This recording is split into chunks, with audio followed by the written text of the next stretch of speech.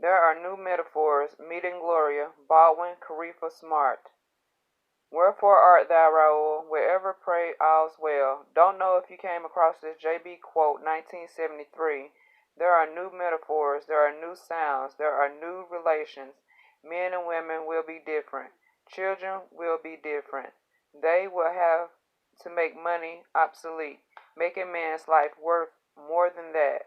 Restore the ideal of work as joy, not drudgery. Gloria Carifa Smart.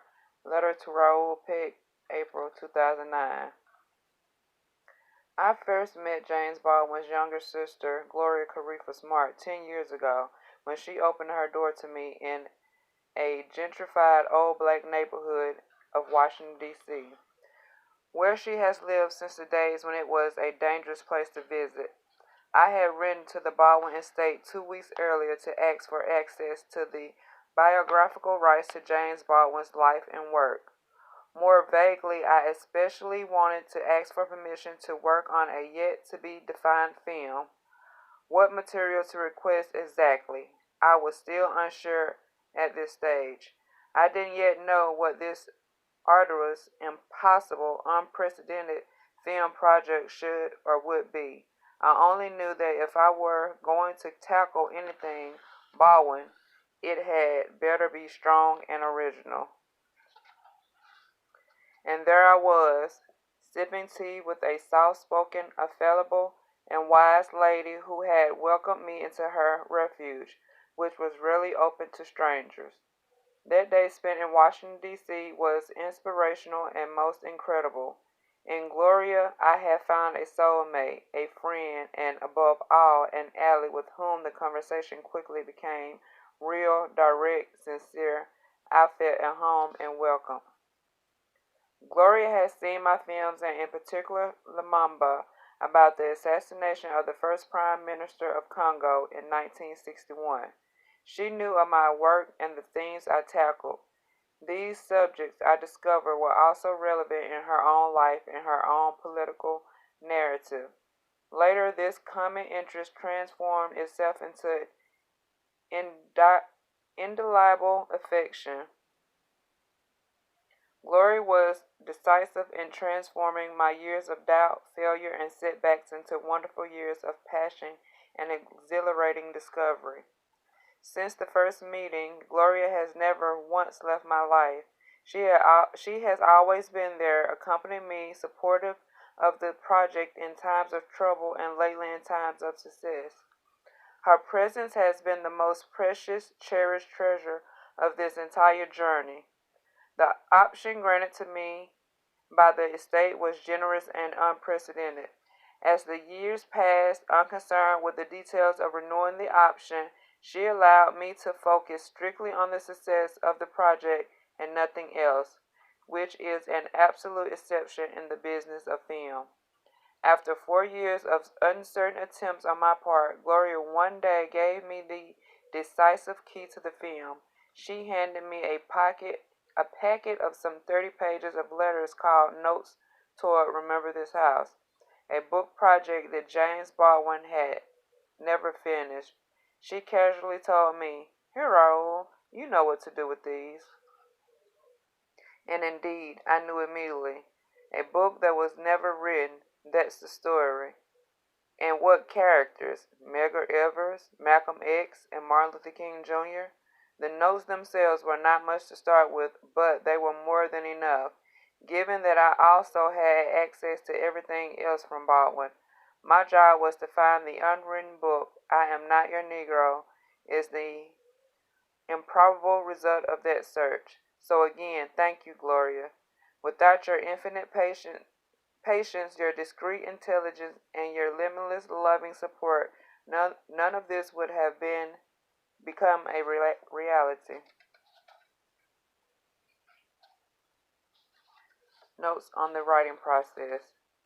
In all modesty, I profess I do not know of any other example of a film created strictly from the pre-existing text of one author, especially when the text came from sources as diverse as personal notes not intended for publication, letters, manuscripts, speeches, and published books.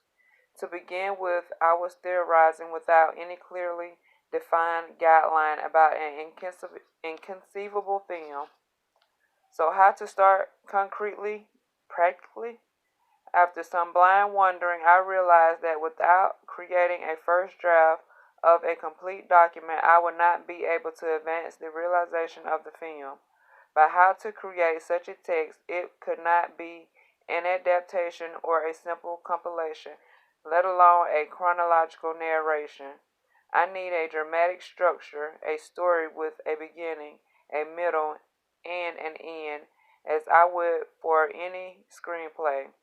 Except that in this particular case, the words already existed as if in a large jar filled with unlabeled pieces of a precious mo- mo- mosaic, each piece a promising diamond, a diamond that must be set to reveal its unique value, positioned for a proper renaissance to create layered meanings and stories that interweave, contradict, and even collide with one another. I wanted to make, as Baldwin wrote in his notes, a funky dish of chitterlings, like a librettist crafting the script for an opera from the scattered works of a revered author. I began my own journey, respecting at all times and preserving scrupulously the spirit, the philosophy, the pugnacity, the insight, the humor, the poetry, and the soul of the long gone author. It was clear from the start that countless traps lay ahead. First, the material itself, several pages of notes typed in no particular format, containing erasures, the object of repeated corrections.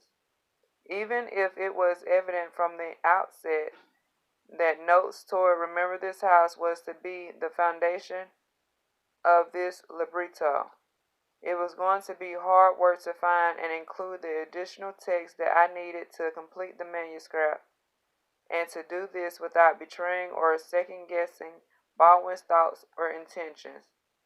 The first draft was more than 50 pages long, 3 hours of film, a solid script that could become a coherent story. That was certainly reassuring, but it was just the beginning. From version to version, I allowed myself more freedom, reversing paragraphs, phrases, or more rarely words.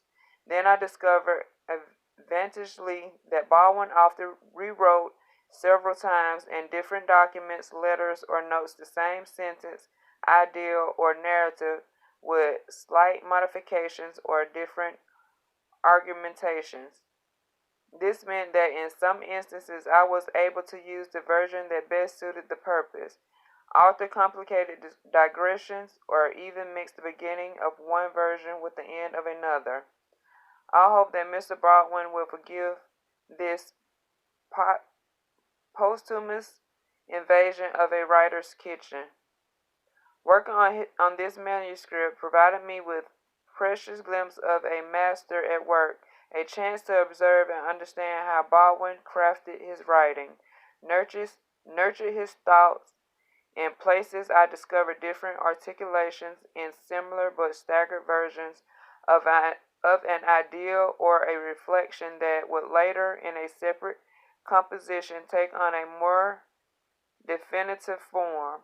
An observation made in a private letter to his brother David Baldwin could be sprinkled later in some notes and then ended up as a scathing sentence in a published essay. Like many writers, Baldwin recycled notes and ideas several times before finding their final shape and destination. It was the juxtaposition of different versions that sometimes allowed me to find the necessary transitions or formulations for the elaborations of this manuscript. Of course, there have been some infringements on the principle of remaining faithful to Baldwin's words. For example, where Baldwin wrote about Bill, I chose to add the last name Miller for clarity. I silently corrected him when Baldwin erroneously referred to the actor Clinton Roseman as Clinton Rosewood. or mistype Manton Moreland's name as Manton Moran. Or again, when he wrote Malcolm's oldest daughter, whose name is Stella, I'm not sure of the spelling, I corrected that to Malcolm's older daughter, whose name is Atella. In spite of these few expectations, we remain to the end devoted to James Baldwin's thought, style, and choices. What else is this? What else is there to say? I hope not to have betrayed a man who has accompanied me from very early on every day of my life as a brother, father, mentor, accomplice, consoler, comrade in arms, and eternal witness of my own wandering. Thank you, my friend. If I may, you are forever inscribed in our memories and in our lives. And that's the end of the second part. Tomorrow we will be reading Editing. I Am Not Your Negro by Alexandra Strauss. And then finally we will get into